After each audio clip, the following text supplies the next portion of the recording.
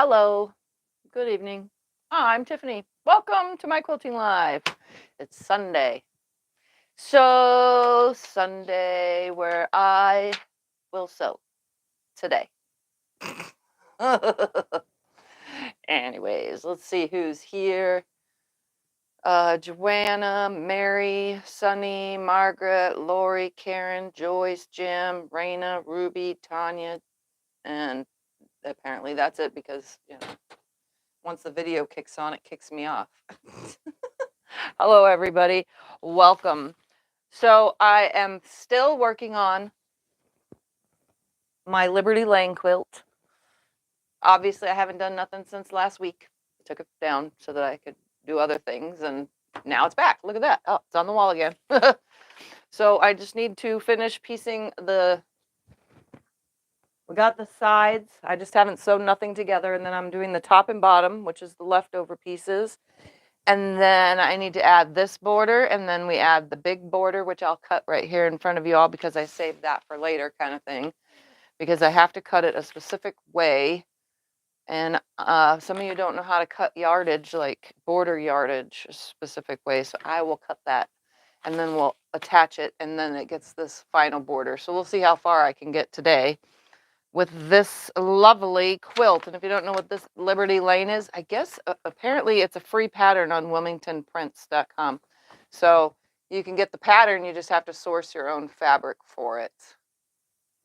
So that's what it looks like, Liberty Lane by Stephanie Merritt from Wilmington Prints. So I'm going to go ahead now and just start sewing while other people join in because, All right, I'm going to take a drink of my lovely flavored water before I get started, though. All right. Welcome, everybody joining. All right, I'm going to go ahead now and start sewing these pieces where I left off, and hopefully there ain't going to be two matchy ones next to each other. I really don't care where they land. I'm not following the pattern for that part because, honestly, do I really ever truly follow a pattern? Does anybody ever really truly fully follow the pattern? I know that I don't, so I'm really bad about that kind of stuff. So I'm just going to sew my pieces together and we'll see what happens.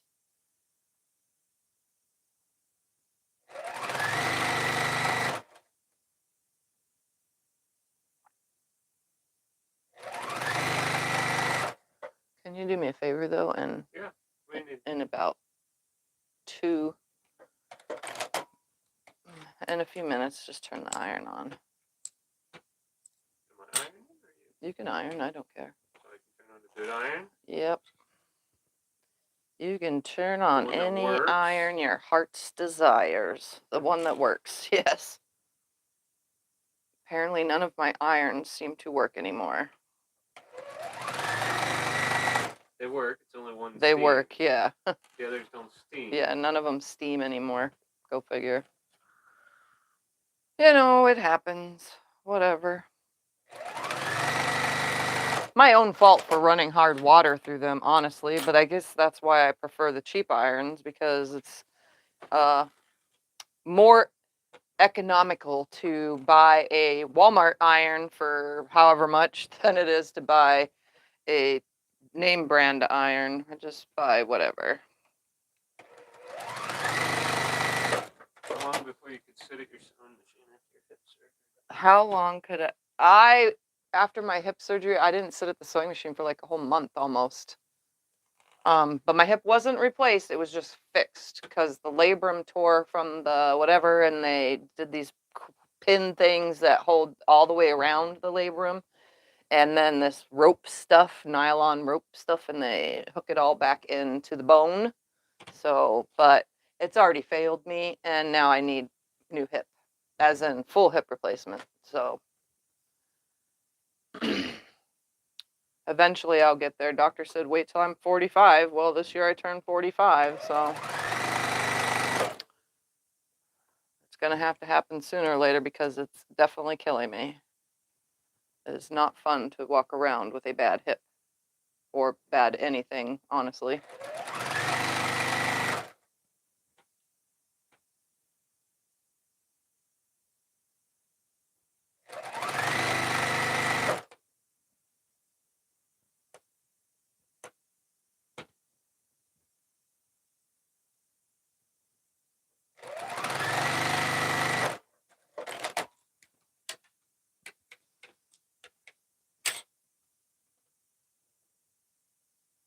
Anyways,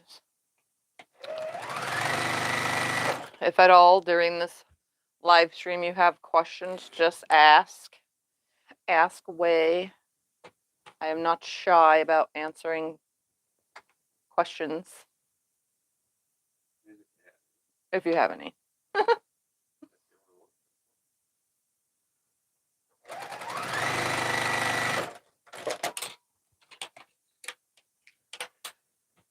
I feel like this one has a bunch of the same colors in it. Could they be red, white, and blue? Yeah, they're all red, white, and blue.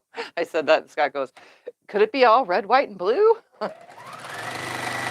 I meant the same prints. I don't know why I said colors. I meant the same prints. But whatever. Again, I'm just throwing it together. Are you telling me the patriotic quilt has red, white, and blue? Will you press these all the same direction? What? Those things I just showed you. He's holding up the pattern for whoever to see, all of you. For all of you to see. It's called Liberty Lane. These things, I can yeah. Whichever way? Yeah, it don't matter. Just run them all one way, the other way, it don't matter. There's no nesting, hopefully. I guess it depends on how they're going to lay when they all come together. If the seams nest or not.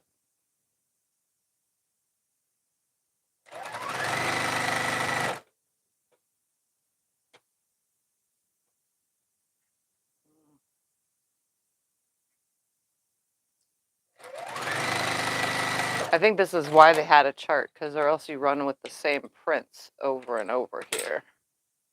That's what it is. That's why there's a chart. A lot of prints here. Yeah. Oh my goodness. Separate. Thank you.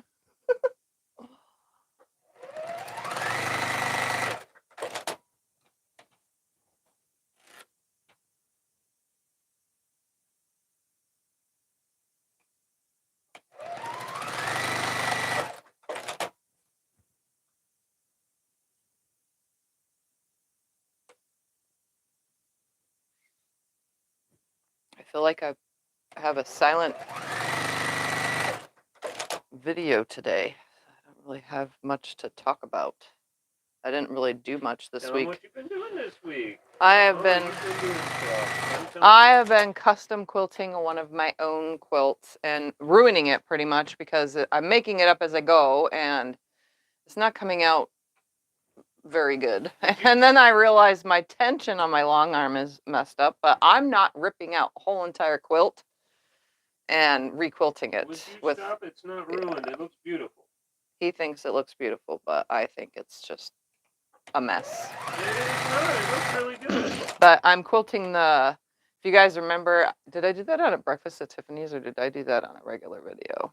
On like a Sew Sunday or something. It's the helix quilt when I followed that helix pattern. Maybe it was a Sew Sunday. I don't know, but anyway, I'm working on the helix quilt.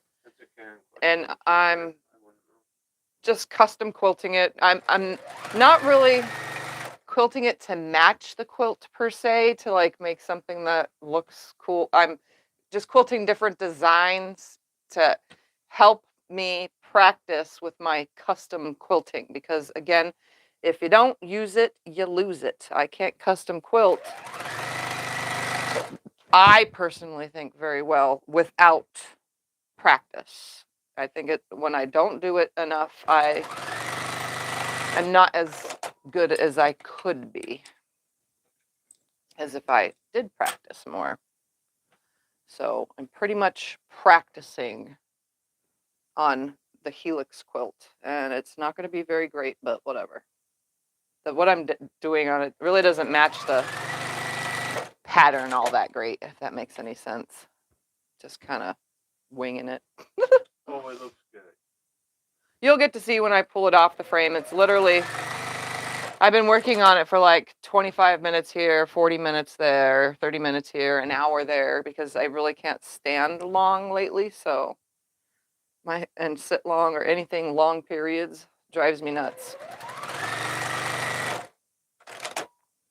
Didn't I do something else this week though? Didn't I? What How do you else did I stop do? the eyelashes on the back How do I stop the eyelashes on the back of what? of Of a quilt? a quilt. Free motion When free motion quilting, I don't get those. I try to pay attention to the tension on my machine. Very good, like, I guess. So I don't. What's the tension on the back? Yeah, it's your tension. You need to adjust your tension. If the eyelashes are on the bottom, you need to bring your top thread back up. If the top thread had eyelashes, which is very rare, then you would need to dial it down. But if the tension, if eyelashes could also not be tension, eyelashes could be going too quick. So say I don't want to speed my machine up, but say you're going fast like I sew all the time and you're moving your hands really fast. If you're not moving your hands though at an equal pace as the machine needle is going up and down, then you're going to get eyelashes. So say you're going super slow and you go zoop with your hands really fast, you're going to get eyelashes even if your tension is good. So just be aware of that and watch that. Free motion quilting under new juke. Ah, yeah. You're going to have to adjust your tension and also not go too fast. It's hard not to go fast, though. It's really easy to just hit that pedal to the metal on a juki Why are they so much shorter? because this hasn't been sewn together yet. Oh, okay. And then these ones will go up here. Okay. Also, I have to cut off this, by the way, because remember I told you guys it's like a 1/4 inch too big. And it's not because I sewed it wrong. It's because I think this was the wrong size they told you on the top and bottom. So the panel itself, I need to cut a 1/4 inch off the top and a 1/4 inch off the bottom. And I'm going to do that this way. I'm literally just going to hold the ruler on here at a 1/4 inch and Plug cut. this sucker? Huh? Should I plug that? No, there'll be more as soon as I sew those on. I'm going to just cut a 1/4 inch off the top and off the bottom. Let's hope that this stays put while I do this, though, huh?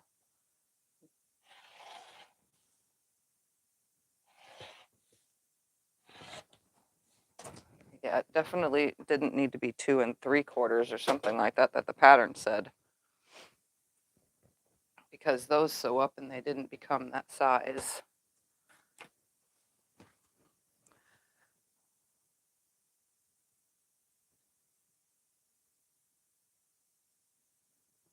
I'm literally just lining it up on the 1/4 inch line.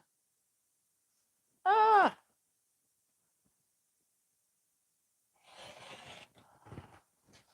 All right. Now that that's off, the sides should fit wonderfully. That's this side. I'm going to sew these two together and then sew them on. What do you do if you don't get the notifications even if they're turned on? What do you do if you don't get the notifications on YouTube, even if they're turned on? Well, nothing, because I don't even get notifications when people are on. Honestly, it's a YouTube issue, but there is, if you go to your subscriptions, and click them all, the ones that you don't watch that often, like, I don't know how to explain it. There's this button on there under your account itself, and you can go through and turn off push notifications for them or whatever, for whatever ones you're not watching. That way the ones you always watch pop up. Although it didn't help me, obviously, but there's a button you can press.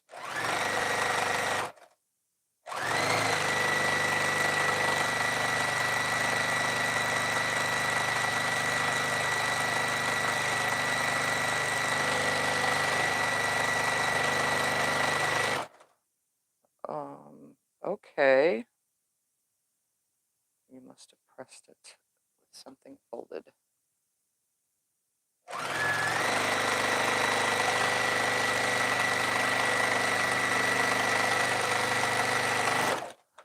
All right, let me press this real quick and then add it on.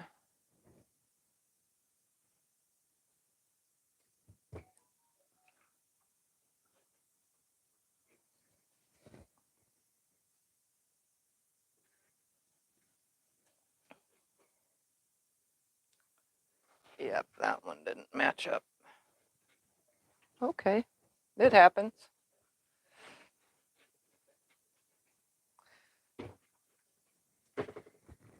All right, let's attach this. I don't remember which one was. Oh yeah, it was the stripy one that was up at the top, I think. No, it was at the bottom. Whatever, it doesn't matter. I don't care. All right, attach this to the side, and then we'll do the same with the other side. I will, whatchamacallit, I will sew them together, then put it on.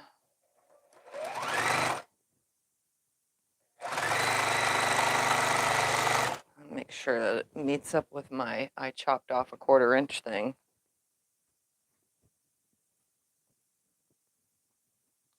It's exact. Look at that. You know?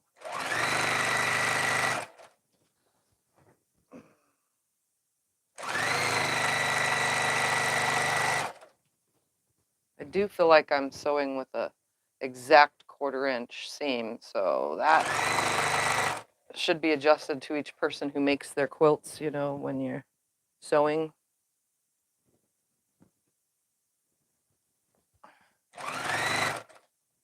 Stay.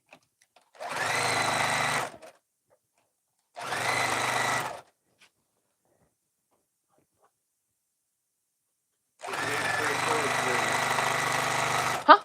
Where'd you get your clear storage bins?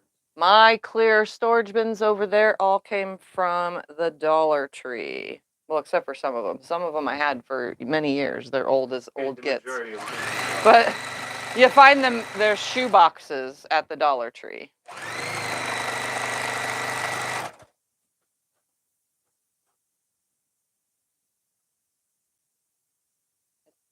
Come on. Stop being finicky. Okay, I'm going to press this. I don't think it has a matter of which way to press it. I'm just going to press it.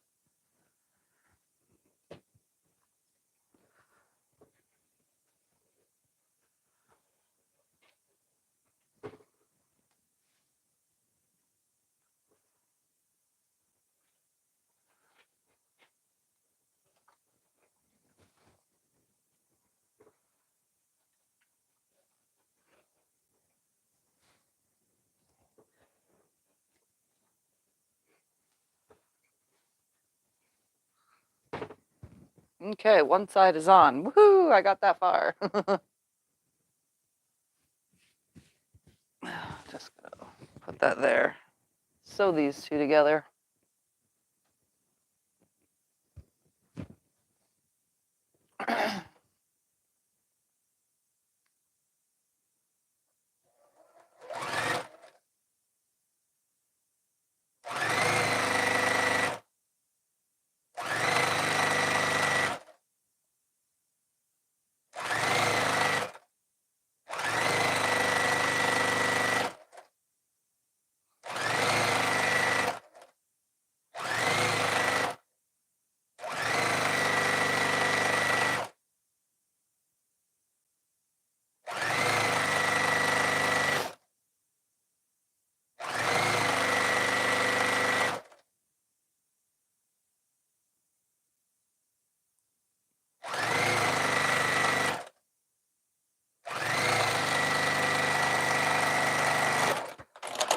All right, now to press that back. Honestly, I don't need that. I just need the whole thing.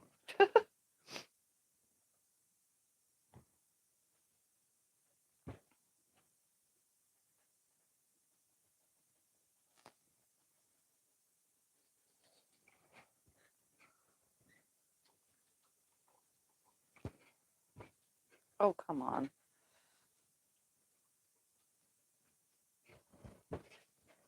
You're not liking my little iron? The catch is funny. All right, now I'm going to sew this side on, and it looks like it's exactly the same size, which is what we want. And then I'll sew the top and the bottom. Blah, blah, blah. I thought you had to cut something off. I already did. Oh, okay. I just wasn't thinking. Nope, What's your you favorite weren't. block? My favorite block. I have several favorite blocks. So I love, love, love any star block. Well, I like 8-pointed stars better than any block though, but I like all star blocks. Then I don't know why it's a plain block, but my favorite plain block that's not fancy like a star is a churn dash. I don't know why. I just like them. And then my favorite applique block is a Dresden. So complex block, 8-pointed star. Then churn dash for easy block and Dresden for applique. That's just what I like, and I'm sticking to it. I don't know if you guys ever noticed over the years, other than making scrap quilts and string quilts all the time, I make a lot of star quilts with stars in them.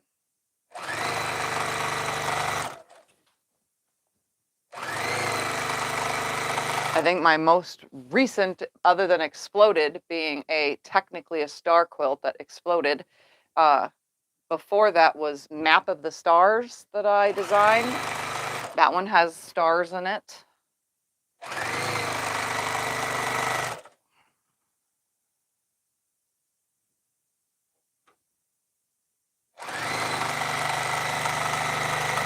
And then tons of other blocks that I've done that are stars. All right, I shall press this back and then we will sew the top and the bottom. And then we need to border it and then keep going. It's border after border after border. That's what this quilt is. It's a border quilt. That's what I'm gonna call it, the border quilt. It's just bordering and bordering and bordering a panel.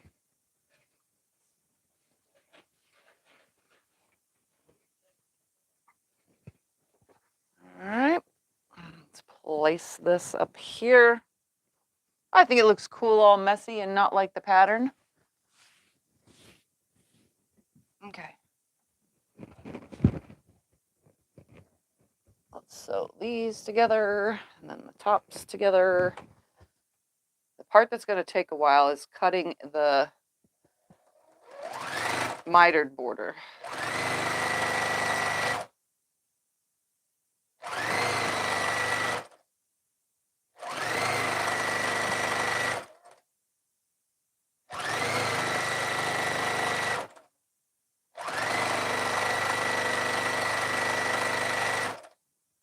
Since we're all talking about Sewing Machines Plus Quilt Show. The Sewing Machines Plus little quilt show. Let's see, which one won? One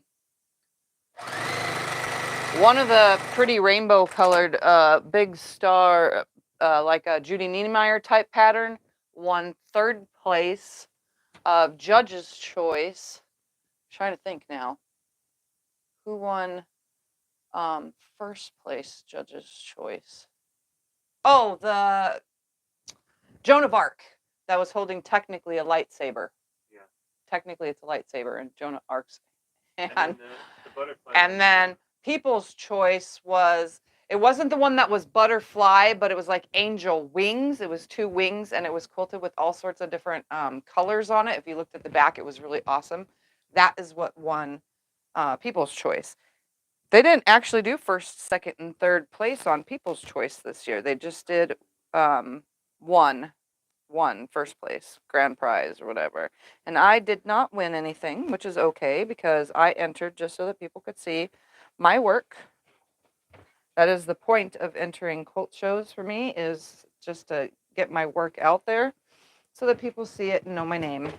Other than that, I don't do it for any other reason. I'm just going to place that right there momentarily and then sew this. Was your dragonfly one paper piece? My dragonfly quilt, yes, it was paper pieced. It is. called Dragonfly Dance. I have the pattern still out because I was going to make it again in a different colorway. It's called Dragonfly Dance. It's a mini quilt from Whole Circle Studio. WholeCircleStudio.com right there. And it's a paper pieced thing. So you get the pattern and it has the one set of pieces, but what you do is you make a copy of all the pieces. Actually, it's 2 copies of each because you have to do 2 different sides. So you get 2 copies of each page. Oh, you're saying you were talked about in the chat on the SewingMachinesPlus show. Oh, I was talked about in the chat? Yeah, I probably was. Like I said, my name is out there. Everybody knows who I am.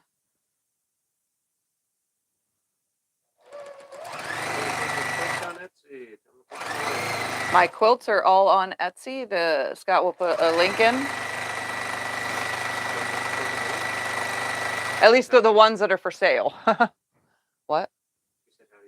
Oh, you find them on Etsy, yeah.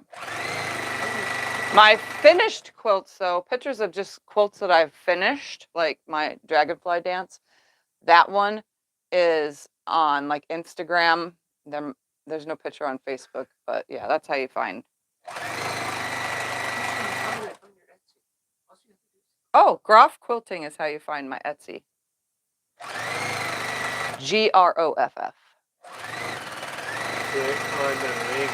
Yep. Click on the link that Scott put in the chat. It takes you straight to my Etsy shop. Those are all my for sale quilts. Yep, flower pots are from the Breakfast at Tiffany's, and we will be getting to that this Thursday. We're going to be putting sashing of some sort in between everything. I have not even chose it yet, and I'm going to use white and something else. I was trying to dig through my room and find like a garden-y type print with flowers on it that I could use, because I want to spice it up just a little. I don't want to be just plain white everywhere and then some flowers. I want mine to be spiced up, but you don't have to do that with yours. I just gave you the block, honestly, but obviously some people like to follow my layout, so the layout will be started on this Thursday.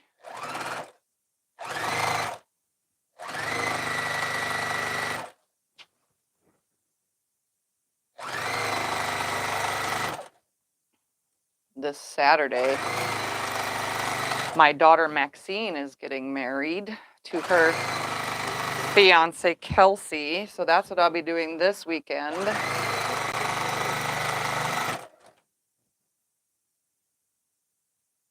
Come on. This one didn't fully line up. But that's okay. We are going to ease that fabric in and make it line up.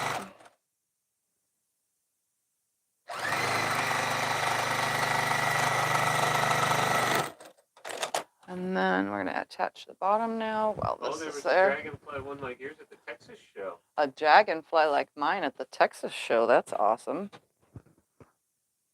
She says yours was better, though. Mine was better. How funny.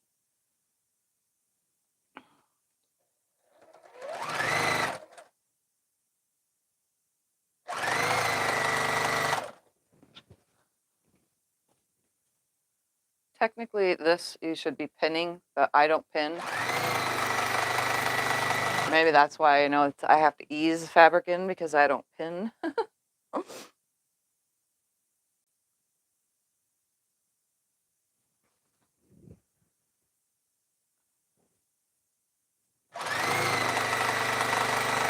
So if everything's slightly off, that's all my fault.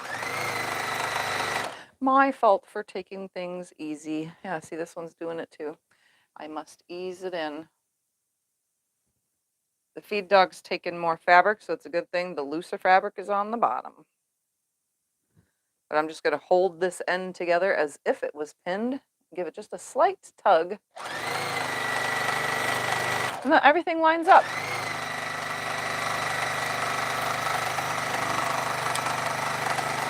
And even if it didn't, I'd make it. I'll make it line up. Let's see, what else did I do this week?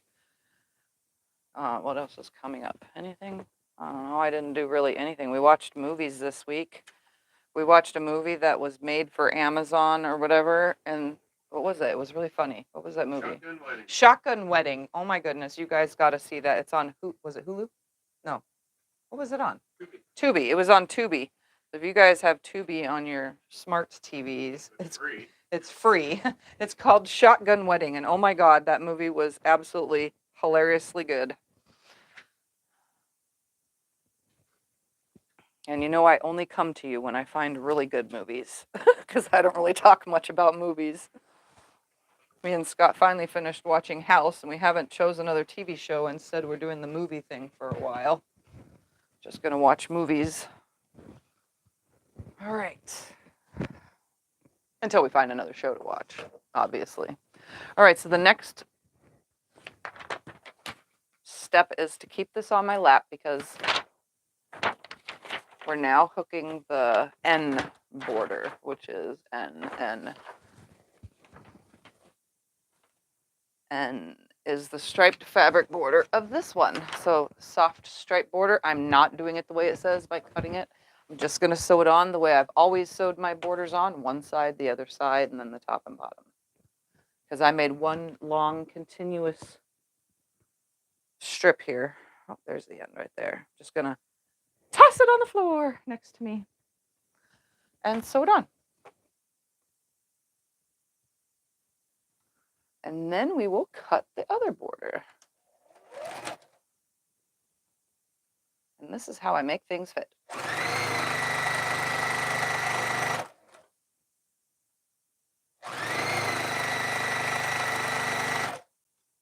And I don't have an issue with it because I long arm my own quilts. So anything that's messed up, I have to, you know, fix it and make it good myself on the long arm. Like with the Helix quilt, because if you guys watched that video, I did have a struggle. It's on point and everything started stretching wonky, so I starched the heck out of it.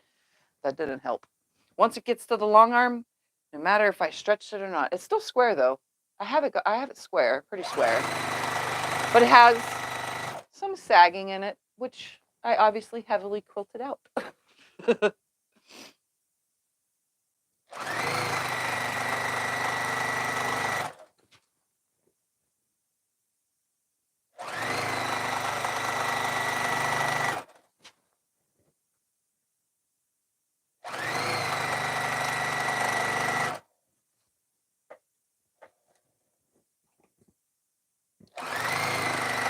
Oh. Bobbin time.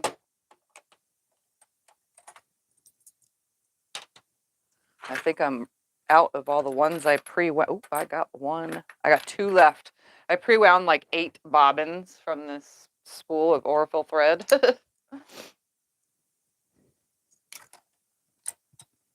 And that's what I've been sewing with lately. Because I have the spools in there and I don't want them to get like all bad and breaky. I know it's a thing that thread will shred the older it gets. And it'll break easier. And so I don't want to let it get too old. Just sitting there in that drawer. It didn't have these corners. Nope, it didn't. I was going to say it didn't have these corners mitered either. So it's just the next.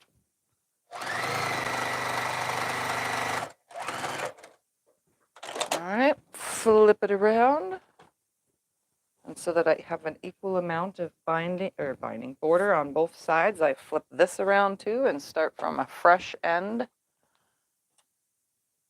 I have some really long thread tails here. What was I doing? Oh yeah, because last week I kept breaking thread. That's why.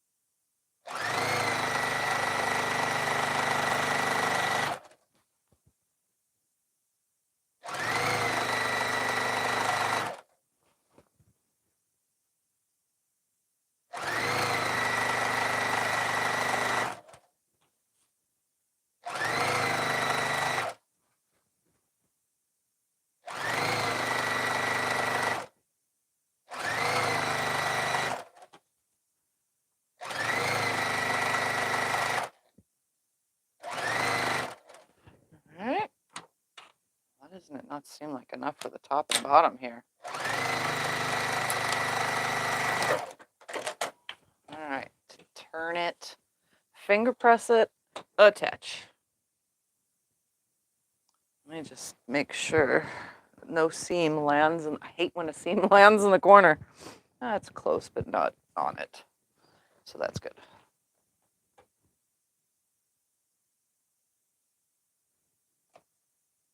Come on, right there. There you go.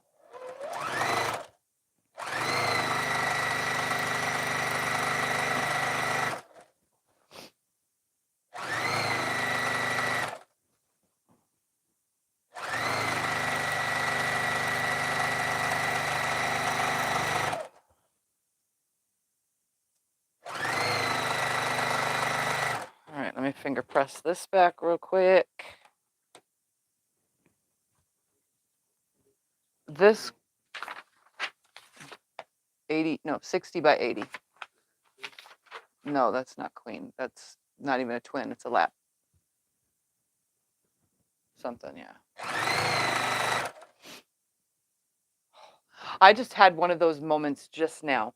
I was sewing this, but I was looking at this instead, and I thought that I was sewing this on wrong because it's right sides together, and I was like, what am I doing here?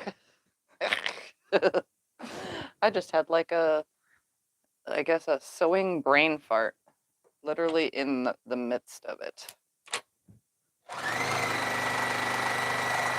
That was very weird.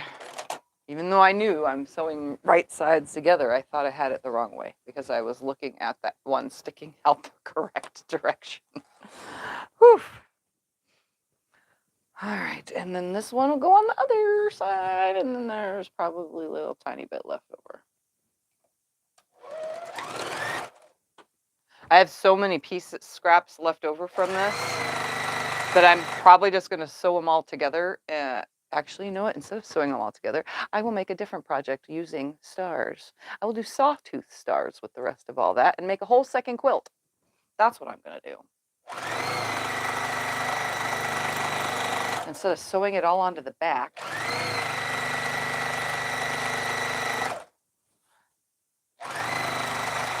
I'm trying to think, actually 60 by 80 will fit on a twin if you don't have it all the way up to the covers or lay on the top of a full, but it's not full size. I'm trying to think. My brain, it's seeing things upside down, so I don't know if it's seeing 60 by 80 in size of my brain right now. All right. And that's what's left over. Throw that over there. I'm going to press this. 1 inch in the side border that will pleat. How do you fix 1 inch in a side border that will pleat? I don't get it. That question makes no sense. They only have 1 inch in the side border, and the long armor won't do it because it will pleat. They just need to make the sides longer, right?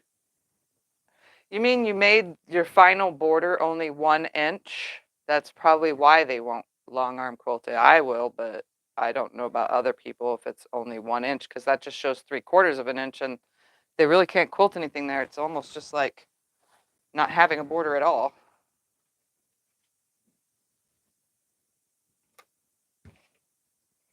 You can add another border that's thicker after it, which is what I would usually do. It's very, very, very, very rare, except for my little mini quilts that I would put 1 inch as a final border.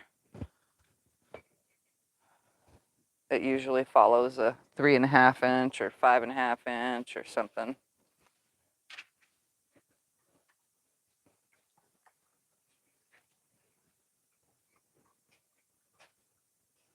To me, this thing is starting to look wonky, but maybe it's not. It's just the way it's ironing.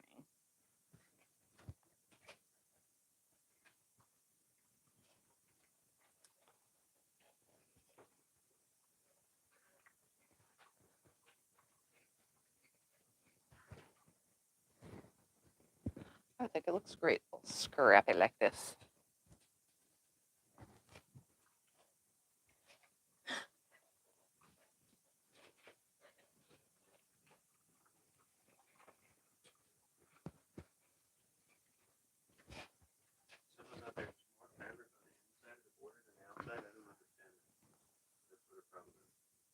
There's upside fabric down. in there that I have no idea. There's more fabric on the inside of the border than the outside. More fabric on the inside of the border than the out. That makes no sense to me. No, you Sorry. have to see it. I'd have to see what you're talking about. Sometimes I don't see it in my head. Like, here's a border right here. I don't leave it like this. There has to be something else after this, because most long arm quilters have a 1/2 inch of a basting stitch all the way around, and you can't do anything in those borders anyway. And you can edge to edge them, but you know, I don't know. I wouldn't do 1 inch, but that's probably not what you're saying anyway. All right, now to cut out, I need to see real quick. This was B, fabric B. They need to be 9 inch. So what we need to do is see on our thing here where 9 inches is. So this, I'm cutting in the length of the whole entire thing. So I'm literally just going to knock it to the ground, open it up. Your rotary cutter. My rotary cutter is a Martelli rotary cutter. Scott put a link. All right. So what I'm going to do is measure. It says I need 9 inches. I'm going to find where 9 inches starts and stops. So 9 would be, I'm just going to do a 1/4 inch in on this blue and a 1/4 inch out from this one. If you could tilt the camera down, they could probably see better. Like lift the stand and tilt it down.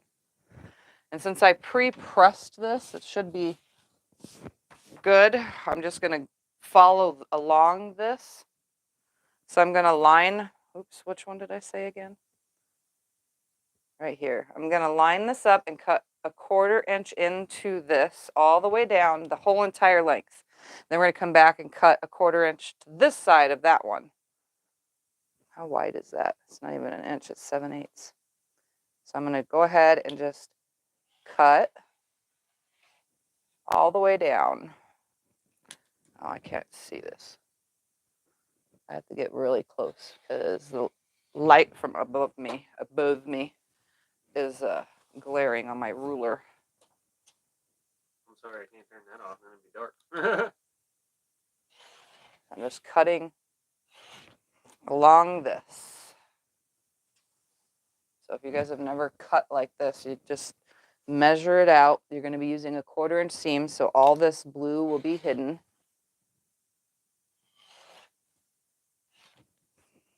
Just follow it along.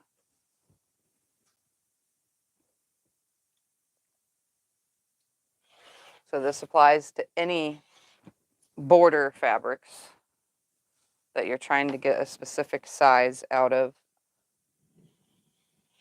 with a specific section. I need this and this per 1, 2, 3, and 4. I need 4 of them. So now I'm going to turn the whole entire thing. I'm going to repeat for my bottom part of that. So I'm just going to put that over on that side. Now I'm going to cut the opposite side, a 1/4 inch in to this right here, but away from that. So I'm just going to line it up and cut and do the full length.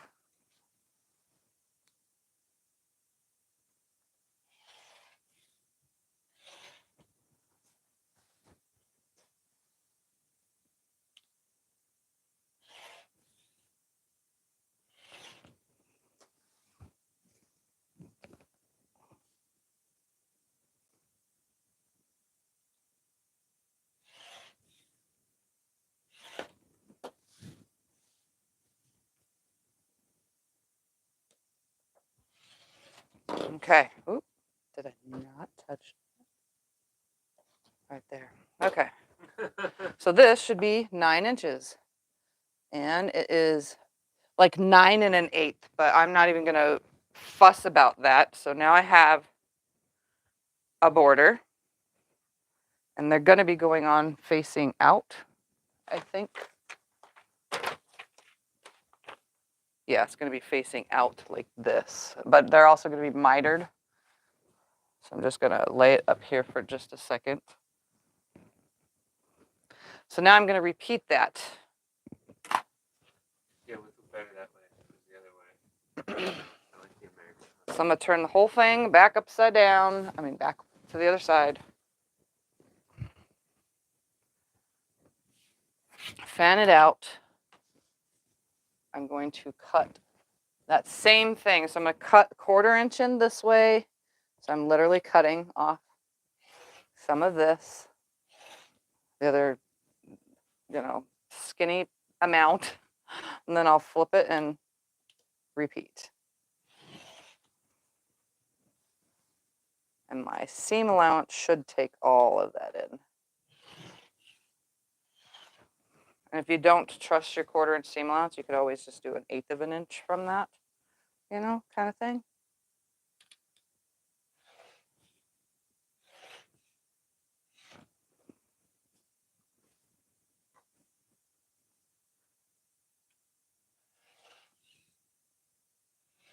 All right, that's garbage.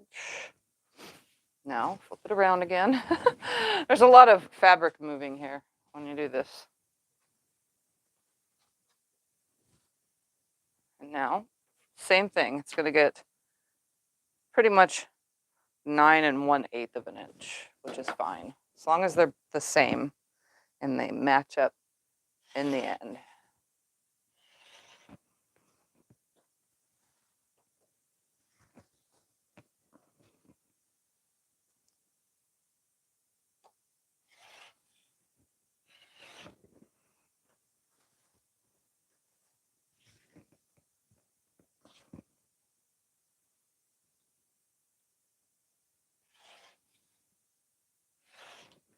I'm just using the ruler 1/4 inch away from the white that you can see.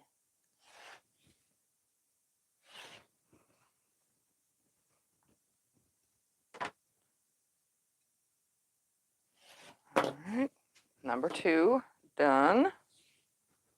I'm just gonna put it up on the wall for a moment.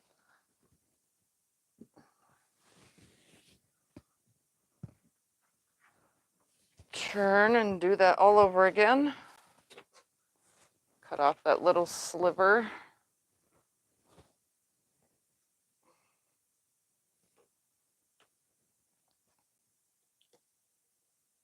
And I wouldn't fold this, like I've done this before in other quilts. I never fold it and hope that it grabs. I never fold the fabric on top of itself and hope that I'm cutting straight. Reason for that is sometimes the panel itself from the border is not straight. So if you fold this on top of itself a few times to try to grab it straight, you're not going to get it straight because it's going to come in on this because they're not always, perfectly flat, just like panels, It is border fabric. It is most of the time digitally printed. So you just need to do it this way. It may seem like it takes a while, but as you can see, I'm going pretty quick. So that's garbage. Not a lot of waste either, which is good.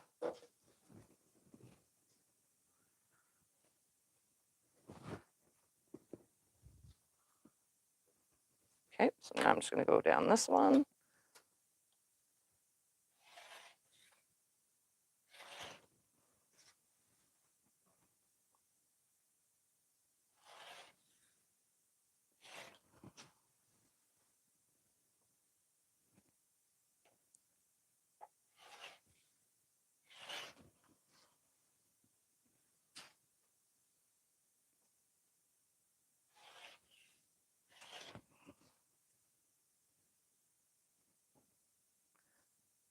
After this, just the one more to cut.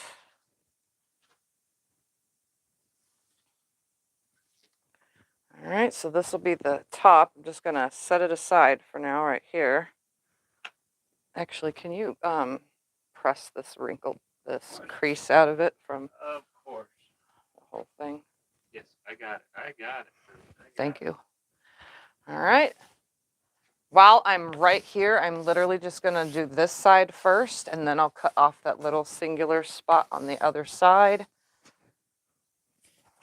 I'm going to cut right here first. And I'll have this whole thing left that I can fussy cut the stars out of for something else, you know? Where's your thread thing? Oh, what are you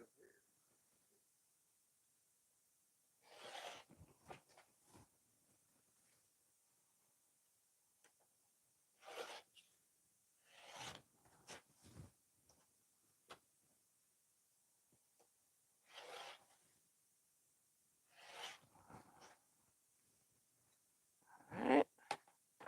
And then all I have to do is turn it around. So this can go in my pile of scraps to be used. Again, I can cut out these sections and have some stars for something. All right, and then I'm going to turn this and get that other side off of there, so that way this is 9 1/8 of an inch.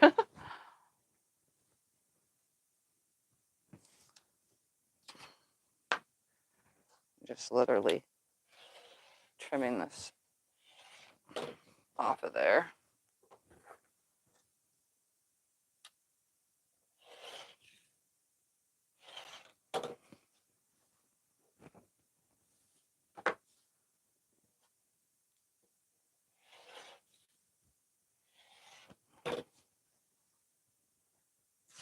I think that's pretty good, not much waste. It's just a little strip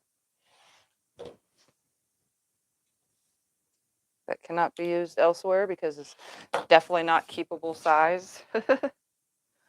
All right, I'm going to set this aside and set the other one aside because those are going to be my tops, and we're going to do mitered borders the proper way,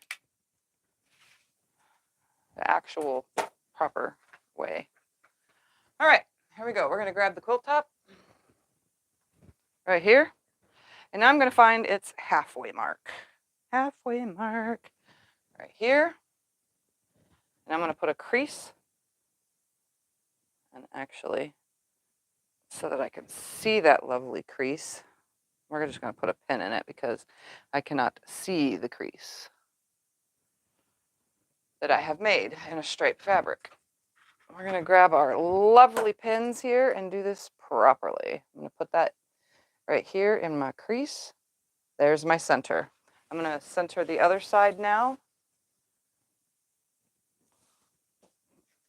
Grab my lovely pin, slide it in, open it up,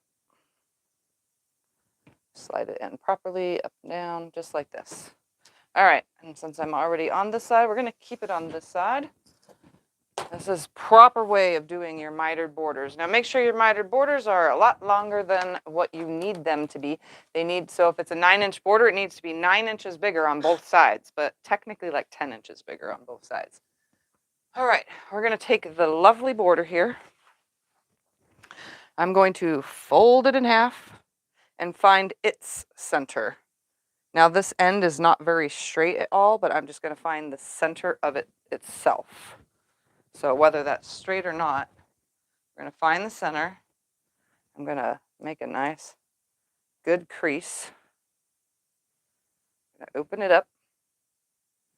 I'm going to throw a pin in there so that I can see it, because Look, Tiff is pinning. Look, I'm actually pinning. It's a miracle, right? All right, now I'm going to line up my pins. So my crease is going to get lined up right here. I'm going to pull both of them out and then pin this on here, just like that. And now we're going to smooth and pin properly. I'm quilt policing you guys all of a sudden. Properly. Let's do this properly. Okay. Here we go. I'm going to smooth it, matching those ends up, and we're going to pin it. It's a miracle. Hallelujah. She's doing amazing. We're going to pin this on here.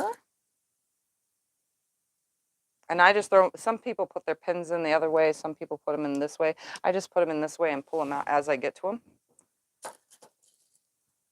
When I do pin, stuff like this. I told you I do pin every now and then. And then this one at this end, so see where I'm at the corner, I'm going to put my pin in 1/4 inch in. So if you line this up right here on a line on your mat, you're going to put your pin in at that 1/4 inch mark. And that is where I'm going to stop stitching and start stitching, because I have a start for the other side once I pin that on. So that's fully pinned on. There's plenty of hangover. I'm going to go to the other side. We're going to smooth it out. Everything's nice and lined up.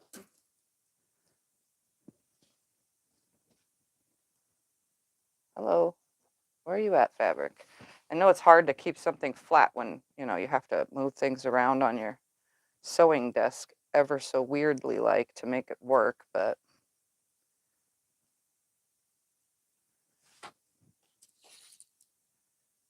as long as it's flat on top of itself.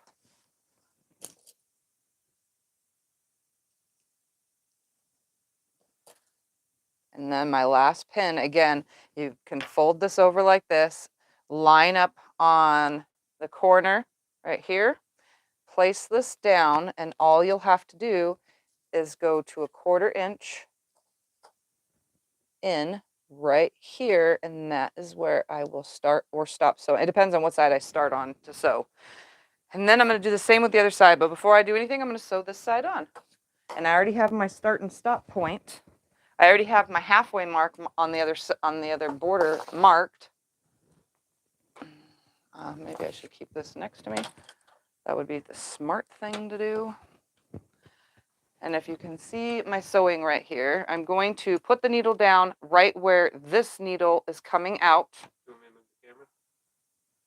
So I'm going to put my needle in this way. No, they can see. I'm going to drop this down in there. Adjust that just a little. And now I'm going to take a stitch forward and backward, kind of locking it in place. Remove the pin and sew on down.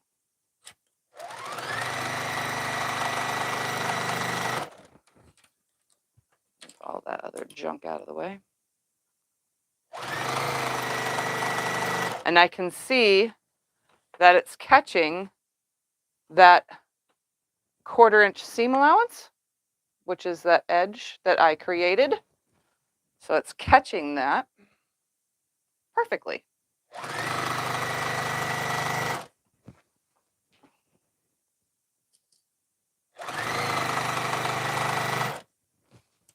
They do give you enough room, though, if you didn't want to cut it there, to cut into the stars side. But I want my stars to be floating there nicely.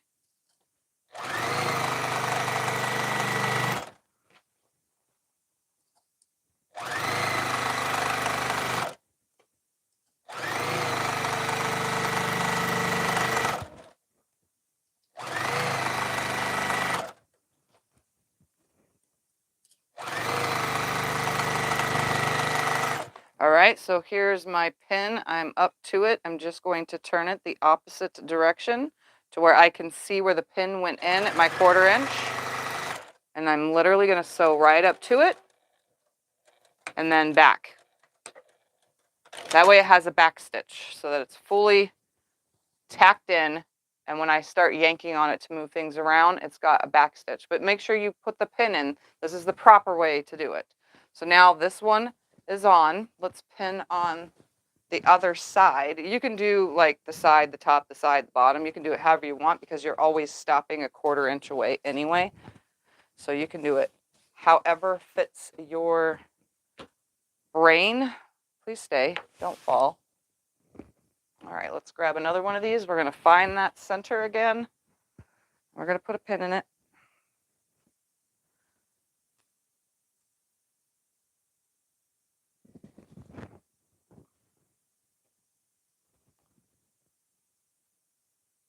All right, creating myself a crease.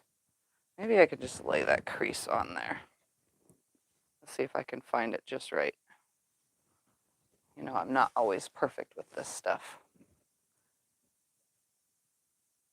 Oh, I can't see the crease anymore. Oh, there it is right there. You need a hand? No, it's right there. There we go. So I'm just going to take this pin out, plop it in there. Now, going to lay this on and pin it. Smooth it out. Grab those pins and pin away. I put my pins about a hand distance apart. I'm not really too close on it when I do pin things. I think a hand distance apart is plenty, you know? So, hand distance apart. In case you're new to quilting, you know, and you're not sure about certain little things like where to pin or even how to pin. Like I said, you can pin in like this if you wanted, and have the points stick out this way, but I like it with the points or the ball sticking out that way. All right, I'm going to line this up on a line.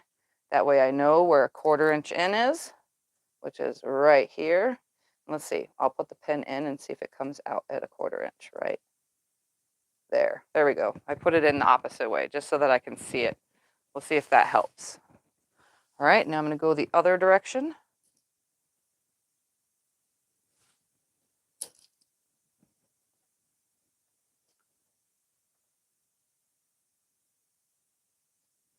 That pin was kind of rough, like it went through glue. Line. Let's put one more pin and then line that end up. Let's try that. So I'm just going to line that corner up and come in up here and out at my 1/4 inch seam. Nope, that's definitely not 1/4 inch. That is a 1/4 inch. There we go. Let's try it that way. I'm pretty sure it's going to be the exact same no matter which way you put your pin in. Grab the pin container and poke myself 500 times. Now you guys know why I don't do this. I poke myself too much with pins. And it's already bad enough. I literally have pins and needles running through my body right now with my MS. Driving me nuts the last few days. Ugh. Because of the weather. That's the weather. We finally had rain. We finally had rain.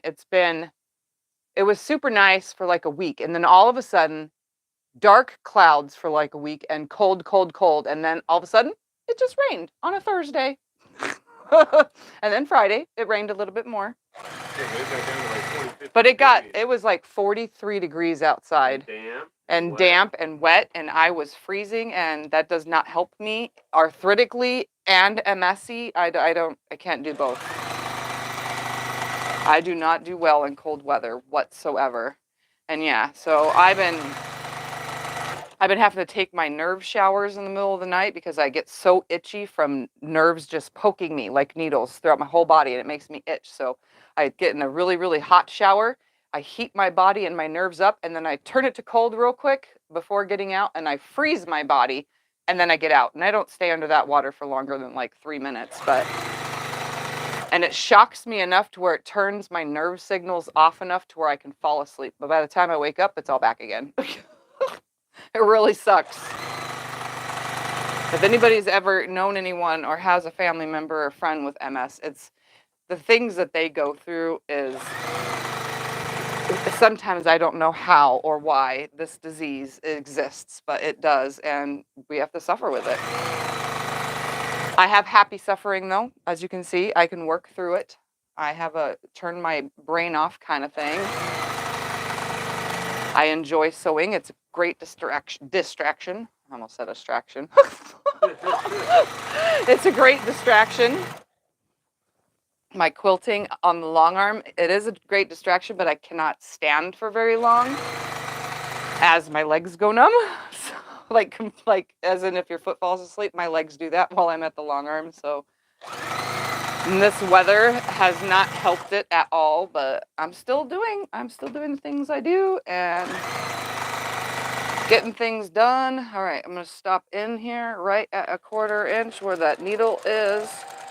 So right to it, backstitch. All right.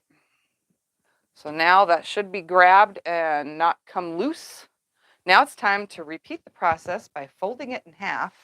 I never touch the ends of the borders in half. I go right to the half where the quilt top it was before borders to find my center, since I always do the sides first and then top and bottom. So this is my draw towards finding my center. So I'm going to find my center real quick, and then we'll put that top and bottom piece on here. So I'm going to go ahead, put a pin right here in my center, open it up, and I'm going to center mark the bottom real quick while I'm sitting here before I grab my pieces. I just pretend these borders aren't on there, and I just find my center from the, the pin is still there. No wonder I'm stabbing myself. Well, I need a pin anyway. I'm just going to find those ends, bring them together, lining it up. Here's my center. Can you guys believe it? I'm doing something the right way. All right, here we go. And then I'll bring the camera up to the side of the machine. That way you can see how the miter part works, in case you guys were curious, because I showed it just, what, 2 or 3 weeks ago? But we'll show it again, and this is the proper way to do it. Because I'm going to fold it and mark it, just so that you guys know the proper way. In case somebody wants to follow along. But you adapt your own method in sewing, so do things your way. You know.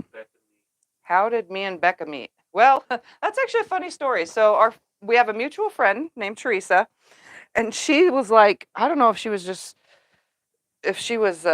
like super excited about, like, oh my God, I found Tiffany, and now, oh my God, I found someone that is just like Tiffany, and I need to let these two meet. So she comes on to my thing and messages me, and says, you need to go check out this lady named Becca.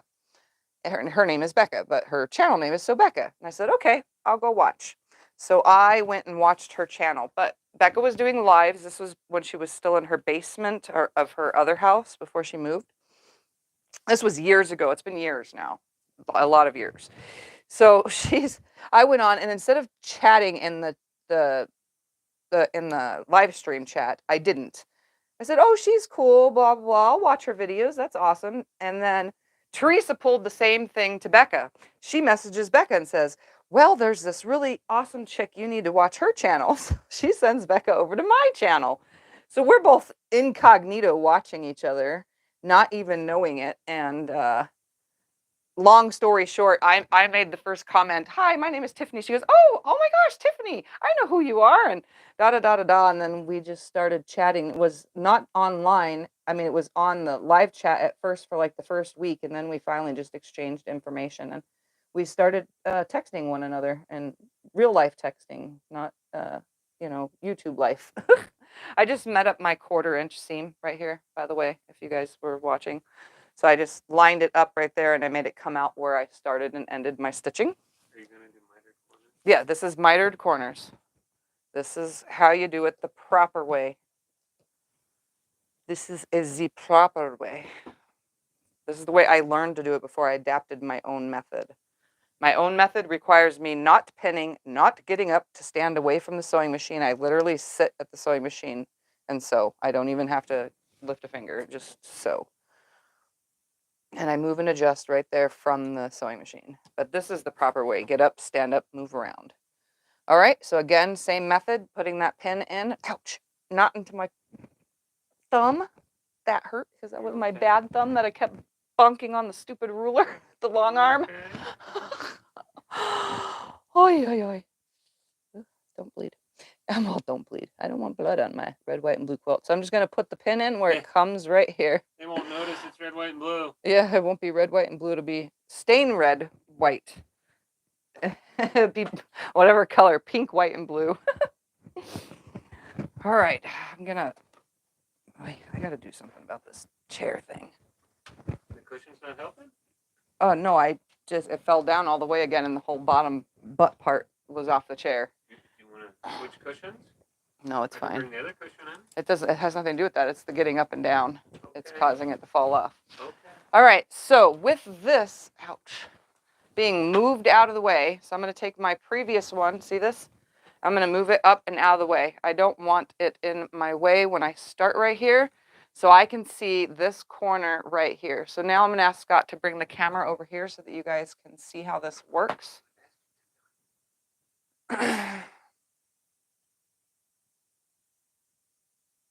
So carefully, the camera is moving. Don't get dizzy. Look away, look away. Look away if you get dizzy.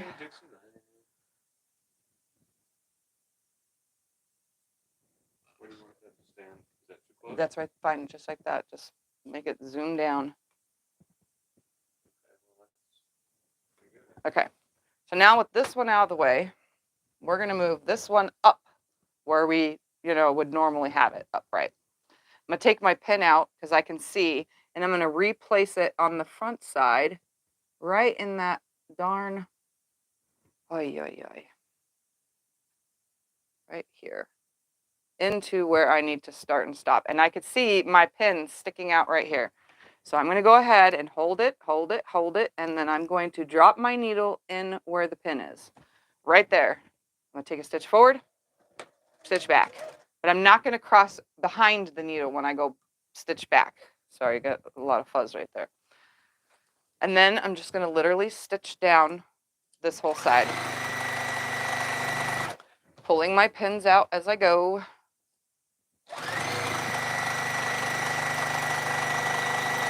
I try to pick them up and put them directly in the bin because the Juki shakes a lot and the pins end up rolling on the floor.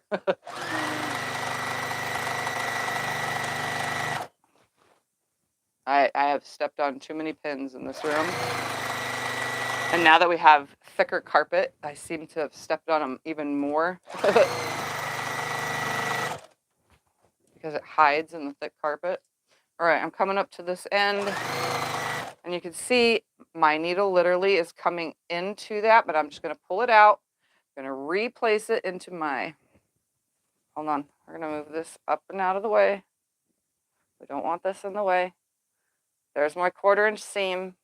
I'm going to put this down on it, and I'm going to put my needle in here, right? Nope, one hair over, right there. So this is where I'm going to stop. Not where I'm going to stop. It's going to be right there. There we go. Go through. I'm not going to go beyond that needle. I'm going to come up right to it, and back.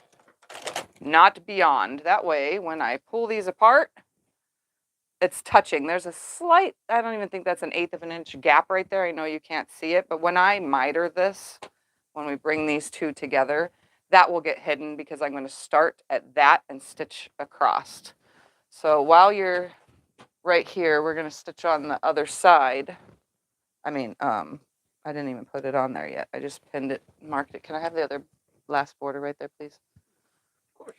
I'm just going to pin it right here. Of course, of course, of course, of course. I'm just going to find the center while we sit right here. And then pin it on from a sitting position. So I'm going to line that right here. Pick this up. Open it up.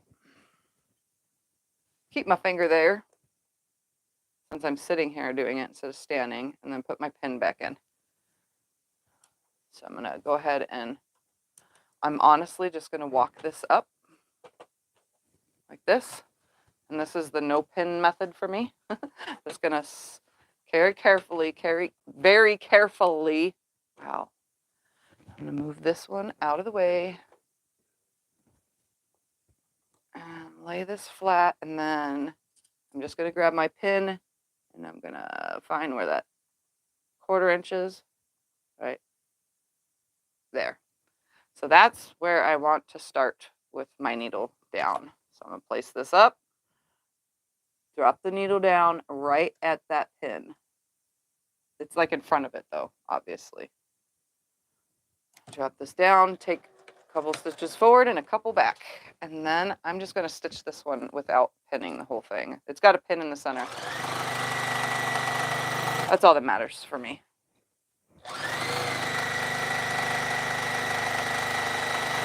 See how much better I sew without having to remove pins constantly? And look, nothing shifted. I just need to make sure everything just lays on here nicely.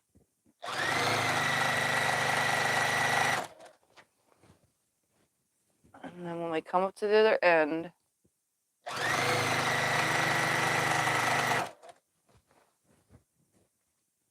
I will stick a pin in that corner so that I make sure that I grab the corner just right. So I'm going to fold this out of my way. That's the bottom one. We're going to put the top one on top.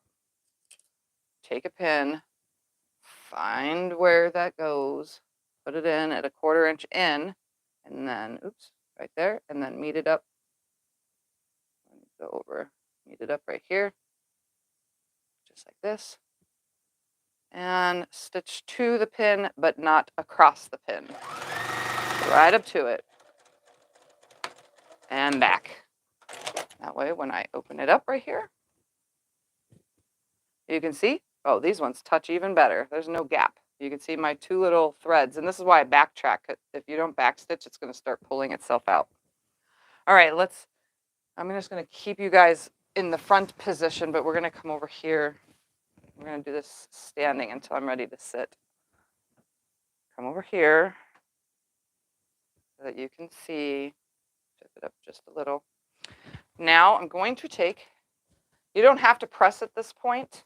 What I do is I finger press just the corners that I'm working with. So I'm working with this corner first, so I finger pressed it. We're going to take this far side and we're going to match that up and line these out like this. So smooth that out and then smooth this out on top. Folding the quilt on the diagonal. Sorry, I got to adjust the whole quilt. This is why I don't do it this way anymore, because I don't have to adjust anything. I'm going to get that right on top of itself. Right on top of itself. Where's my corner? Right there. Line those up. Smooth it out. You got to smooth like 500 times to get this right, okay? Just letting you know. Because fabric is fabric, and it wants to move, and it's trying to fall off my desk, and it's yanking it at the same exact time. Like it literally is. It's not behaving nicely. Smoothing it, smoothing it. I have a nice 45 right here. Those 2 ends are matched up, and this is matched up. All right, smoothed out. Everything's nice, okay? You can see, here's where my point comes out. Yep, okay. The proper way to do this is a ruler, and you're gonna line it up on your 45 right here, and you're gonna line it up. This is not a long enough ruler. Let's grab a longer one. So I'm going to line it up on the quilt with the quilt edge, and I'm also going to take my 45-degree marking right here at this bottom section, and I'm going to line, let's make sure it's on the 45, that's the 45 right there, the whole thing up. So this is lined up on the ruler all the way down, and this should be lined up on the ruler all the way down. No, I just need to pick it up off the desk and make it funky so that it stays. And I'm going to adjust until I get everything level, level, level, level, level, right there. And now, from where that stopped sewing, see where I stopped sewing the stitch right there? I know you can't see that. Make sure this lined up again. From that stitch, straight down to the edge of the ruler, I'm going to stick my pencil, because I don't have a disappearing marking tool next to me, and I'm going to draw a 45-degree line, just like this. And now, before I move or do anything, we're going to pin. This is the proper way. I hate the proper way. The proper way and me don't get along. All right, so I'm just going to throw some pins along this side right here, pretty much along my stitch line. This is how I do mine, at least. And then I move this out of the way and put pins on the opposite side of my stitch line now. Keeping everything nice and flat.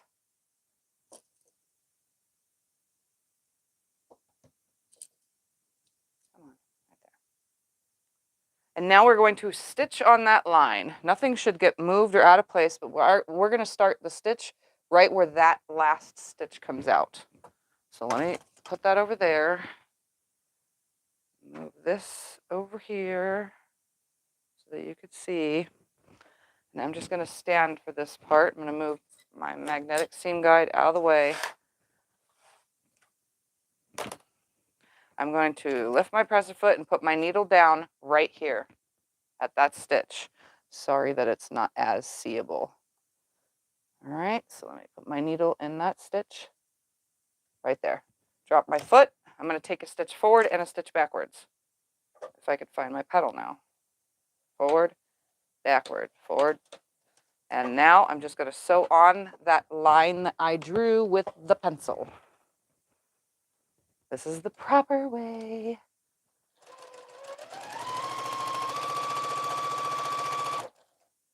Nice and slow. It's bias right now. We're sewing on the bias.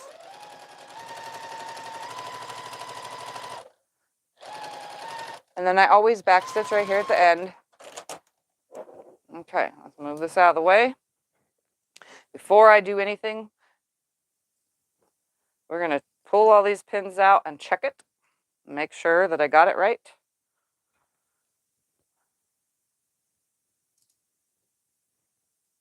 And again, you can see I'm off the needle, but you can see that I pretty much put the needle down right here, but I'm off like literally a smidgen. A smidgen is less than a millimeter. We're going to open it up and look, see, it caught the bottom one wrong. I knew that was going to happen. See, I try to do things right. It caught the bottom one. Did you see that? The bottom fabric got caught in there, so it wrinkled it right here.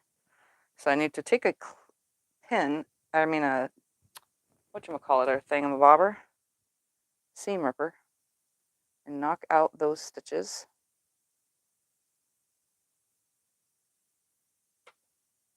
Pop it out all the way.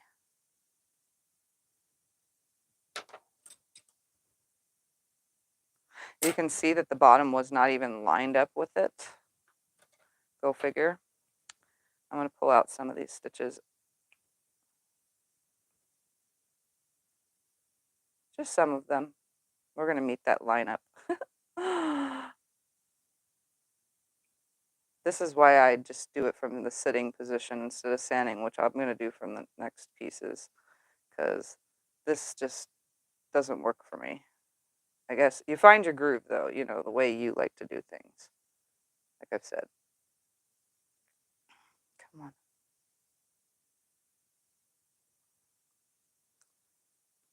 There we go. Going to line this back up. I'm going to like use my fingers to make sure that none of that is touching and it's not grabbing. I'm going to put a needle sticking in there so that I can see the other side and where it's coming out. I need to come down just a smidgen. Right there. That's where my needle needs to come. I'm going to put it into that same line, but I'm going to make sure my needle comes out where I have it right now. Right, exactly there. And now I'm just going to meet this stitch up with this stitch. Let's see if that fixes my problem real quick. All right, let's open it and look. Much better. I just need to press it and get all that out of there. All right, so I'm going to cut the back off 1/4 inch away from my stitched line.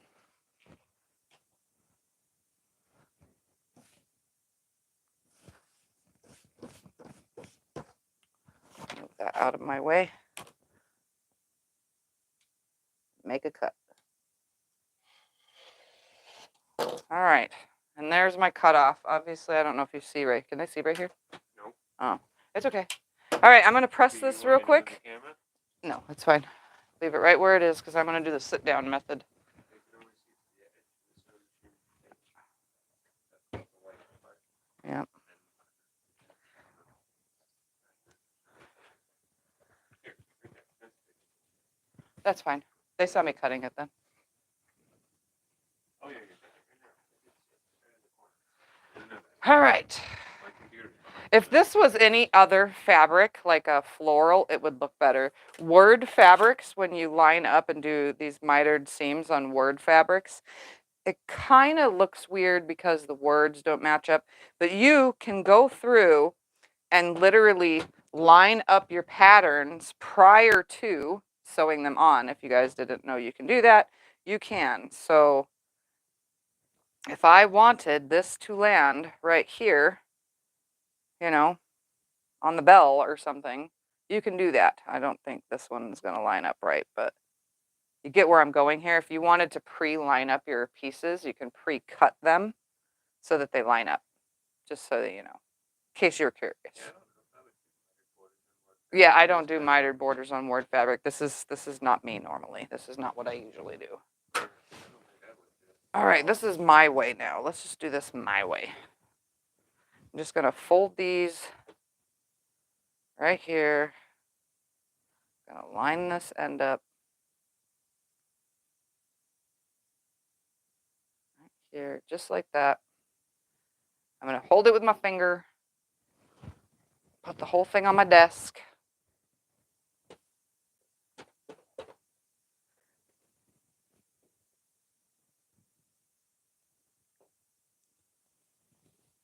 Come on, right there and right there.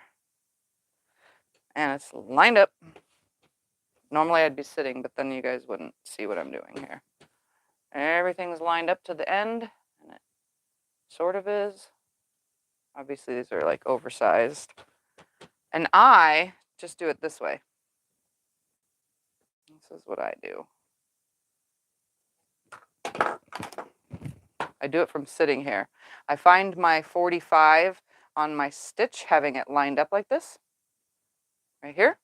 And then I make my mark like that. And since this one's kind of oversized, I'm just going to go down here and put my 45 marking on the bottom and meet up that line. So I have it nice and straight right here. I'm going to put my pencil down so that I know it's right there. And that's my straight line for this one. So now I'm just going to stitch on it. I'm not even going to move or adjust anything. I'm just going to come over here, put my needle in. I'm not going to adjust anything. Where do we get our blades for rotary cutting? We get blades wherever we get blades.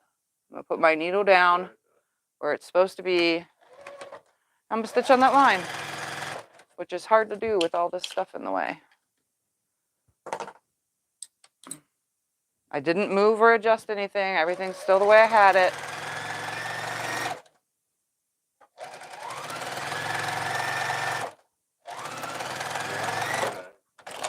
All right, let's check my non-pinned and non-marked corner as opposed to my other one. Oh, look at that one. Perfect on the first try. So I'm going to go ahead and cut off this excess, which I literally do from sitting right here. I just grab my scissors and cut my about 1/4 inch seam.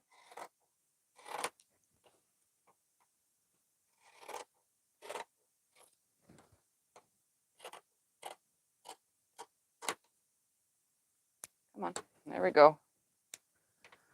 I don't need that. Once I open this up and press it, it's nice and flat. And even, well, that's not perfectly matched, but hey, you know what? That's good for not pinning. All right, let me press that real quick and then I'll come back and do another.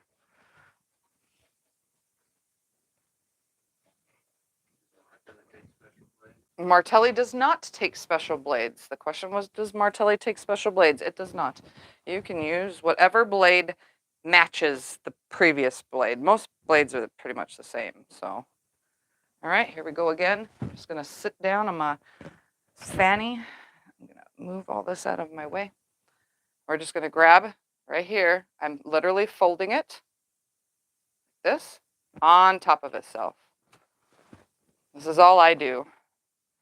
Fold this end, pushing this in, and fold it on top of itself, just like this. See? This is how I get it. Now, while I'm sitting here, I'm just going to straighten it out. Straighten it out. Lining these two up. You could throw a single pin in there at your fold, but I just hold it and just adjust it. I'm just holding it the whole entire time. There we go. Everything looks to be matched up. Maybe just a little bit that way more. There we go. There. Smooth it out again. Making sure those two ends are the same, and they are. Again, same exact thing. I literally just take the ruler and I put the 45 across that top part that I folded. And then I come to right here where my stitch ended, about right there. And I draw a line. If I can't go all the way, I adjust, turning the ruler and putting that 45 down on the bottom now, meeting up with the pencil marking. And this adjusted itself just a little. Hold on. Just use my fingers to walk it before I sew it, that's all. Let me finish my pencil marking. Right there. Place that aside. I'm not adjusting anything. Nothing is being moved. I'm just holding it nicely. And I'm going to go ahead now, put my needle down where that last stitch was. Take forward stitch, back stitch. I'm holding everything with my hands. Stitching on that line. Everything's in my way, of course.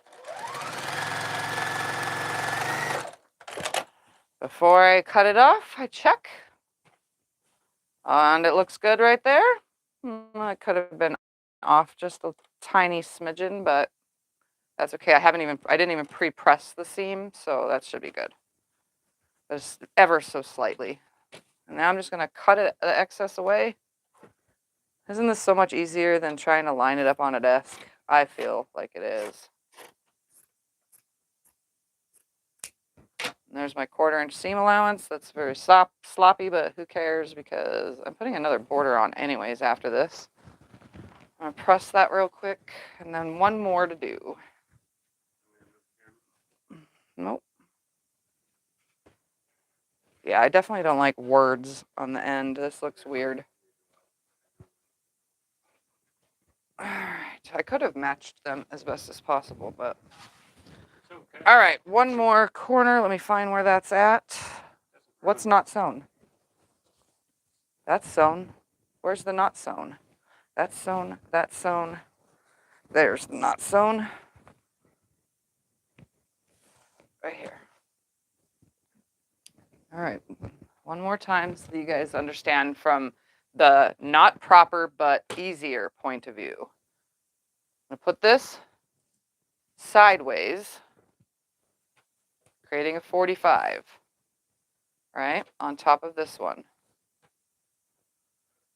But instead of matching like this, I'm going to line up these seams right here like this.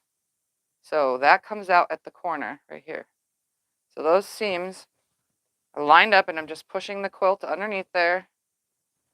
It's still at a 45. I just matched those seams easier. This is a very big border for doing this, but you know what? It's working, and that's all that matters. So now, as I'm holding that, joint right there where they come together, I will straighten these out. Hoping this helps you guys with mitered borders for those that struggle with it. All right, same procedure. I didn't even straighten everything out yet. I just did the top for now. I'm gonna put my 45-degree marking up here. You could put it on your stitch line, you know, to make it easier, if that helps. Just put it on your stitch line. I'm gonna start right here and make my way down. Adjust it without moving anything. Just a smidgen that way. Put the ruler around because my 45 is only on one side of this ruler. Line it up with the pencil line. Line it up right here. And finish my line. I'm not going to move or adjust anything. I'm just going to slide that out of the way. Everything seems to be on top of each other like it's supposed to. Both hands on it. It helps if you have a knee lift. Put the needle down in that spot. Take a stitch forward and backward. Sew on that line. And if I need to adjust on the way down, I can do that too. But I'm not really like shoving anything. I'm just making sure that this is staying lined up on the way down. All right, before I cut it, let's check.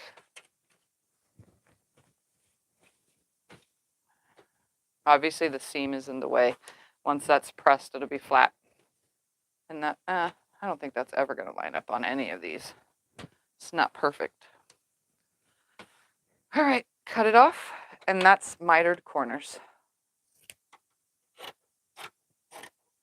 And then I just hand cut this. It really doesn't matter because another seam is going around this whole entire quilt anyway, so. All right, let me press all this while Scott puts the camera back where it goes. And we'll sew the final border on, because that's what I'm at, is final border.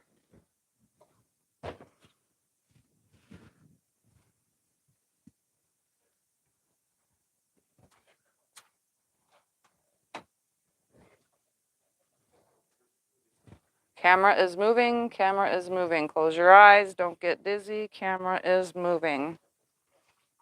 Camera is not done being moved. Now it is. It's going to get adjusted though and tilted differently, but it is done being walked around.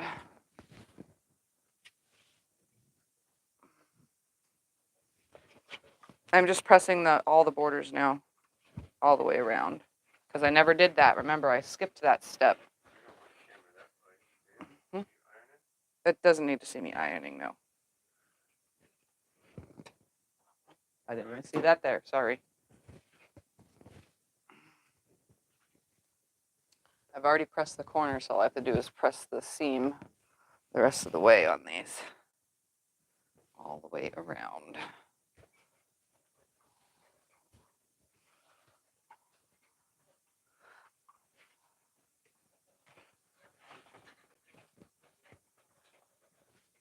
Yeah, I definitely don't like writing on borders. I think this looks dumb, but they're not matched up. I probably could have took the time to do that, I guess. But this is going to be a usable quilt, it's not a show quilt or a wall hanging or anything fancy. This is a panel quilt, technically, yes.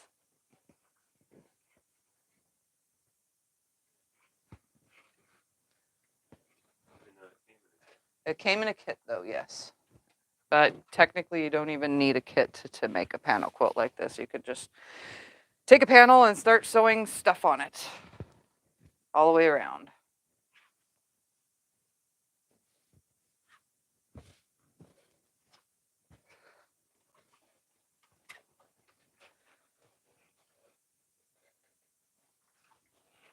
All right.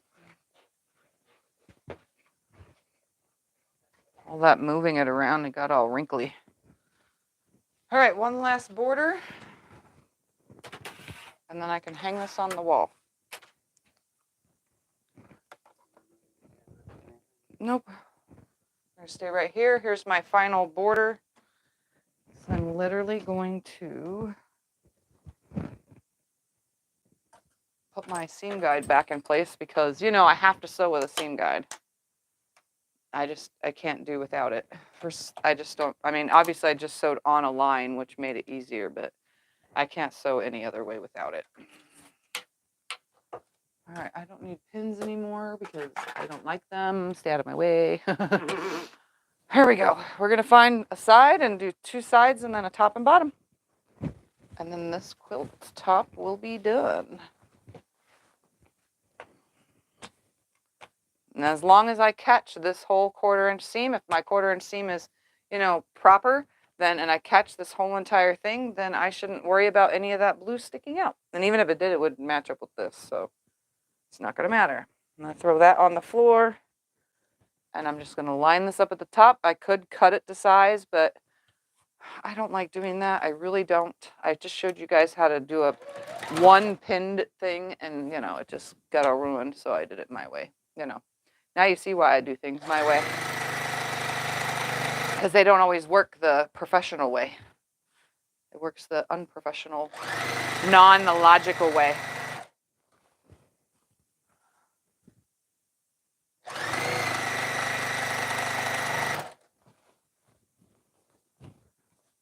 I literally just lay the borders on, and so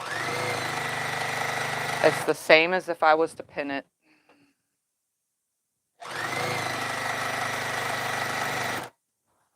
And I could show you a quilt on the long arm as an example that there is no wavy borders, even with a quilt that was on point. I didn't have any puckering or tucking. I do pretty good this way.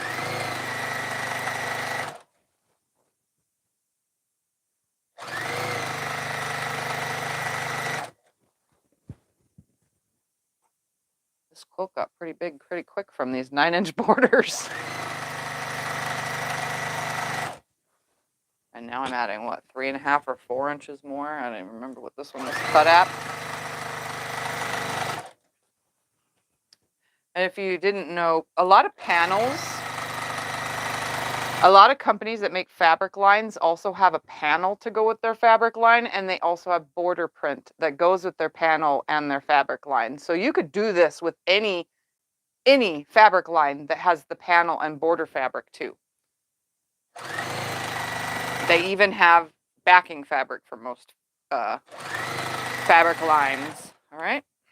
So this can be done with anything. It doesn't have to be this. You can do a nice, pretty unicorn panel in the center and build around it with the unicorn border. I mean, I've seen some crazy border fabric out there that goes with panels, and it's so awesome. I'm also going to clip this dog ear while I'm here because I don't need that.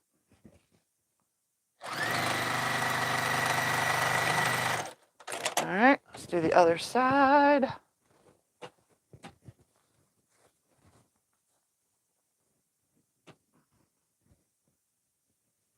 I'm also going to grab the other side of this border because I want even seams.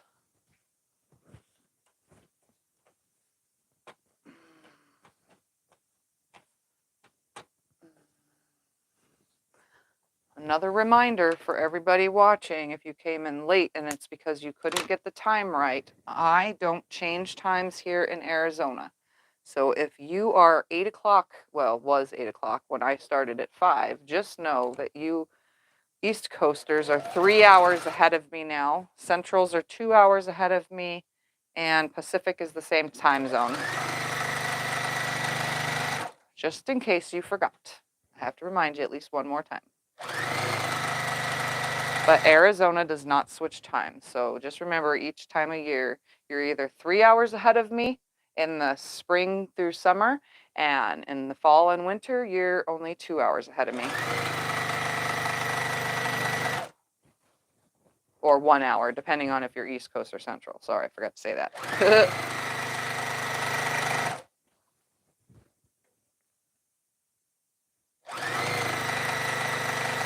That's why I love living in Arizona. I ain't got to worry about all that time change.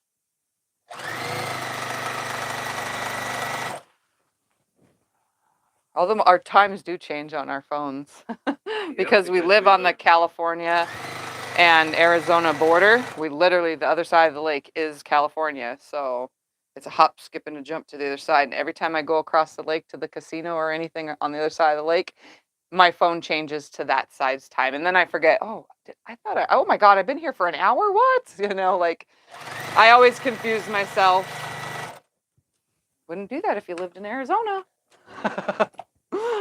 Sorry, I veered off my 1/4 inch seam. Backtrack. When I talk, I do that, I think. I think I do it when I talk more than when I'm not talking.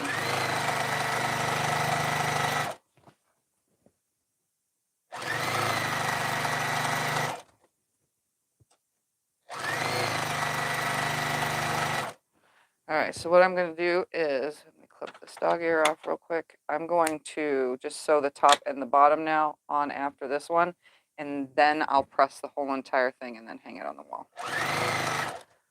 That way you guys can see a completely finished top.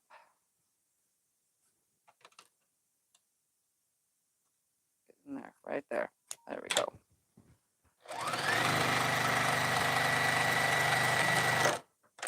So I'm not going to move. I'm just going to finger press this out because that's the way I want to press it. And line this up on it. I'm going to see where that seam lands real quick. Oh, it's going to be on that edge probably. Man, let's see right now. Line it up, line it up. It's going to be a seam right before the end. I hate that. Absolutely hate that. And there's a seam right before this end too. Oh well, I'm doing it. I'm doing it. It's a busy fabric. I get maybe it won't be too noticeable. I guess that's my #1 quilting pet peeve is seams landing next to the final seam.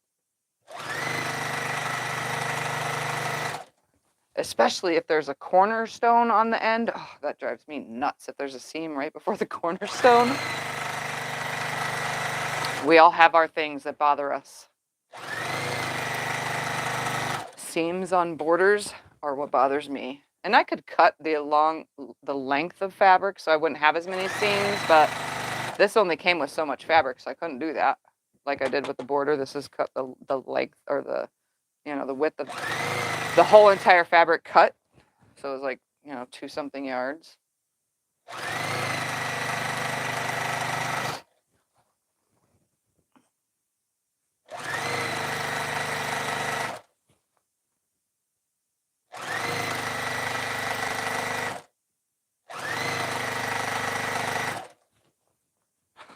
It's really right there at the edge. It's gonna drive my brain crazy.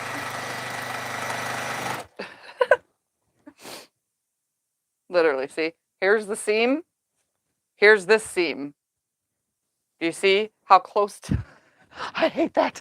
Let me see. There's a seam right here, and here's the end of the quilt. Oh, yeah. It's literally like 6 inches away. Yeah. It drives me nuts. I see what I don't know why it does. It just does. All right, I'm going to press this seam with my finger real quick. Oh, I got to cut that dog ear off. It won't pass my seam guide if it's there. I don't know why that drives me nuts. It just does. It really does. It's like a chalkboard sound, fingernails to the chalkboard, but for quilts, It's just one of those stupid, annoying things. All right, one more border, and it's going to have a seam next to the edge, too, because it's repeating from the opposite side. Oh, my goodness. Let's see. Maybe I can avoid it. Let's use this long side and see. Let's finger press this real quick. Oh, I'm sorry. I covered the microphone. I probably made a large scratching sound. All the fuzz that I picked off the machine is now floating around right here. Whew, that's the only thing about using this brand. I don't know about you guys, but I think Orfil is a very dusty brand of thread. What is it called? Essential thread from Connecting Threads. I've been using that for a long time, and that's less as dusty, I think. Doesn't QBPN have panels? Isn't that what P is? No, P is patterns. Oh. But they do have fabric on there.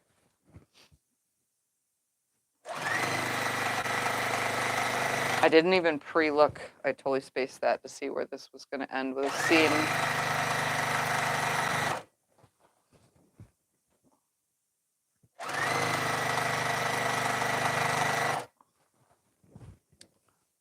Well, this one's not landing next to the edge because I started on that long side. Yeah, there's going to be no seam at the edge. Yay.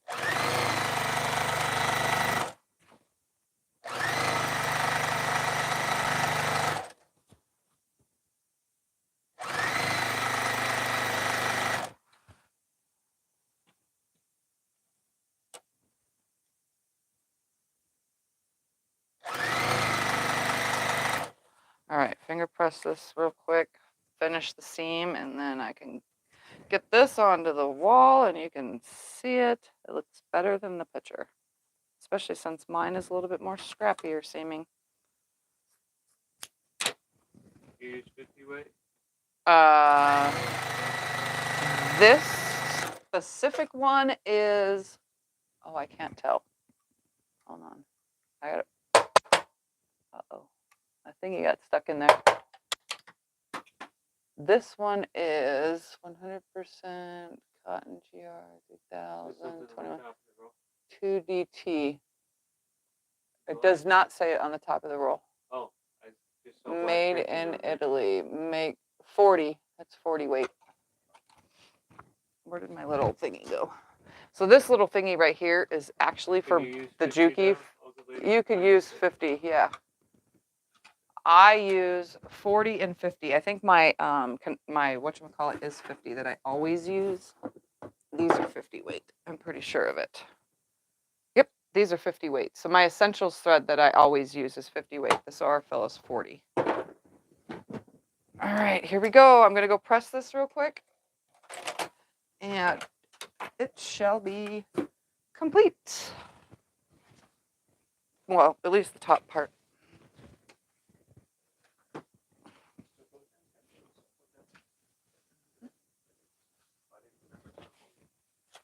Oh, wow, I forgot. It's 80 long.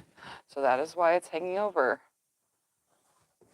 That's beautiful.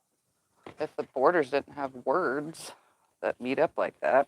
Oh, it still looks good. It still looks good, yes. Put it red or blue. You want a lake in the back? Yeah. I'm gonna do blue stars on the back. Oh yes, that'll be awesome. The blue stars. We'll do fireworks. I don't know how to quote fireworks. You know yes, this. You do. Yes, you have a Oh well, yeah. I can kind of do like funky lines everywhere. Do that, and then this would be the coolest photo. Yeah, I don't have a. I'm not computerized for my quilting, guys. So my quilting depends on and is in my brain, which. Again, I don't know fireworks. I can probably just make them up with some funky lines. You could do fireworks. But, and stars. I have faith. I can quilt stars like none other, but fireworks, on the other hand, that's a different story. I'll have to make it up. Quilt stars and fireworks. Fireworks with stars on the points. Darn right. And I would quilt words, but guess what? Words are backwards on the back. So if I put in the word America, it will say Asayarima. Number one, nobody sees the back, and number two, you don't need words on the front. That's a ton of them. I know, but I'm just saying. Think about it when you put words on quilts that they're backwards on the other side. Liberty would say, "Yittery bill, littery bill." It's funny trying to pronounce words backwards.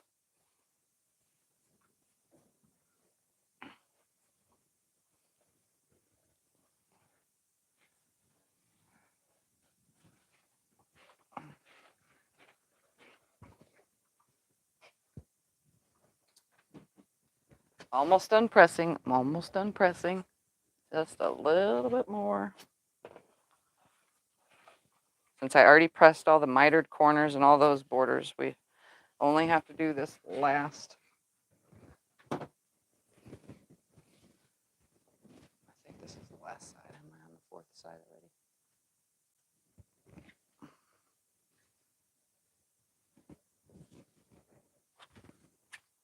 all this work. I'm sweating, guys. I'm sweating. Yeah, iron's making it hot. Yeah, the iron has made it hot in here. Just remember, in the summertime, it's all tank tops. I don't sweat as bad. And we have a fan on, usually in the summer.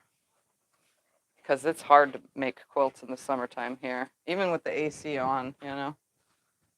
All right, let's hang this up properly. Yep, it goes this way. Yes. You get the one side, I get the other. It's 80 now, so it's going to touch right there. That's good. That's high.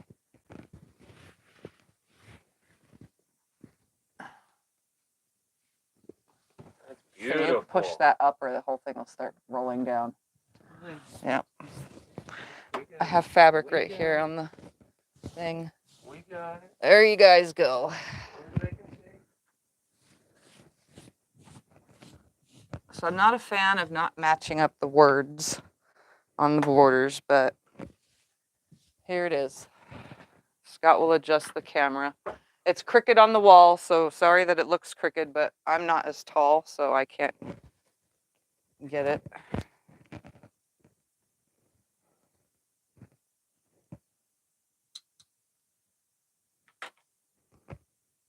I think it looks amazing.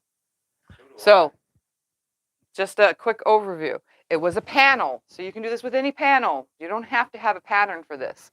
Then it was a border around the panel. Then you would make blocks to match the length of the border here, and then once the two sides are on, you would make blocks to match that. And say you want to do more blocks, then your next one will be different blocks. But in this case, it's a border, and it's on all four sides. And then the giant border, cut from border fabric. So that giant border's on there, it faces out all the way around, and then finishes with one extra border. This giant border, in your case, you could have stars, giant star blocks, or flower blocks or something. Yes, it's supposed to be 60 by 80. Let's see how close I got. Can you just throw one? Yes. Let's see if I got this right without doing anything, and I had to take a 1/4 inch off of these. Let's see if I messed anything up. And this is not a full-on measurement because it's hanging on the wall and it's wrinkled. 62. 62? Look at that. See, it's bigger than it was supposed to be. 81. 81. So if it was smoothed out, it's probably 82 by 62. It says it's supposed to be 60 by 80. So look at that. It's even bigger than it was supposed to be. It'll shrink down to size when it's quilted. Yep, but it'll shrink to the actual size when I quilt it because I always lose size when you quilt. I lose about, I would say, a 1/2 inch this way and a 1/2 inch up and down, both directions. All right, so this is done. Liberty Lane kit finally complete. It doesn't have to sit in a pile anymore. But now I have 500 more kits I need to do. Not really 500, but a bunch more. So this will get quilted. I have my binding fabric already here. I just need to cut it once I quilt this. I have a whole entire stack here of leftover fabric. This kit was generously cut, generously. So I could do something with all of this, plus all the scraps from cutting all of that, scraps from the border, scraps from another border, as well as I can cut out, if the whole word is here, I can cut out this whole section right here, you know, and have whatever from just the last of this border print. So there's plenty of scraps for me to play with here and make something else. Am I going to do it next week? Probably not. Am I going to do it today? Probably not. But I'll get to it when I get to it. How about that? I could just go in the other room and become another pile of stuff that needs to be sewed.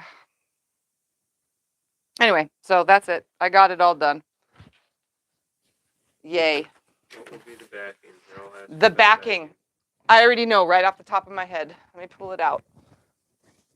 I have a whole slew of 108s, and this is the perfect 108 for it. Right here. Perfect. It is navy blue with stars. So it'll be perfect. See that? With this as the binding, I mean, that's even better. There's not enough of this for a piece of backing, is there?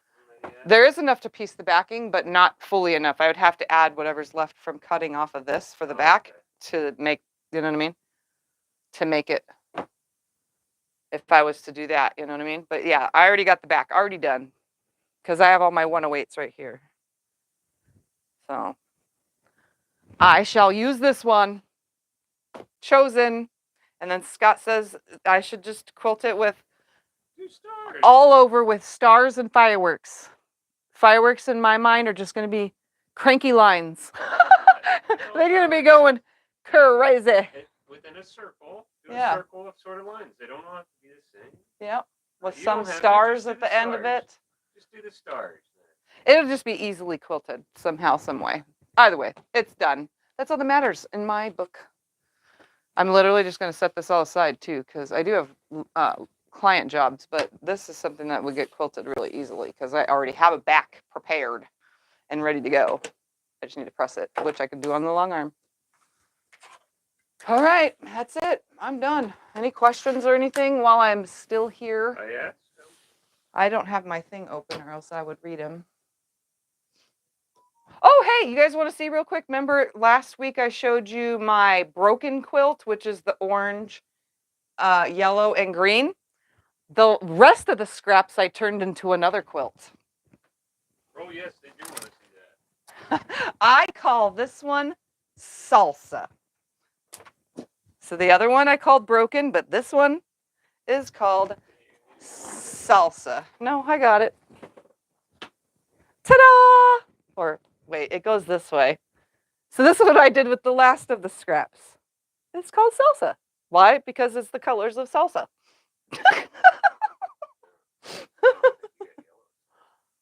There's yellow. Yellow peppers go into salsa. Yeah. Or yellow tomato. So that's my salsa quilt. And that's all made with half square triangles and lined up to make this. So super easy. So that's what I did with the rest of the scraps. There's a little bit more scraps, but you know, I just like making stuff with the scraps of stuff. So I had nothing go to waste there from somebody else's scraps. So those are my two. And I could have made, it wasn't enough to make it big enough for the back of this. It's actually smaller. But either way, there's two quilts out of it. So that's a plus. That's the other thing I sewed. I knew I sewed something else this week. It was that. I did that like on Monday or something. Anyways, that's it. That's all I got. I'm done. Anything else? No questions? Thursday's going to be breakfast. Thursday is breakfast at Tiffany's. Will you grab me one of those? Just the one that's right there on top. The flower pot? Yep. This one? Yep. So remember, Thursday, it's not this big, but Thursday we are working on the flower pot block quilt. Don't forget. So if you haven't seen Breakfast at Tiffany's from not last week, but the week before, you know, because it's the first and third Thursday of every month, make sure you check it out because you get the pattern to make this, and then we're going to put it together this Thursday. So there's that. And then that's it. That's all I got. And Sunday we'll start something new because that's what we always do. So until then, bye everybody. Thank you for hanging out. I'm gone as soon as somebody presses the button. I'm getting there. He's getting there. Bye. Bye. Bye.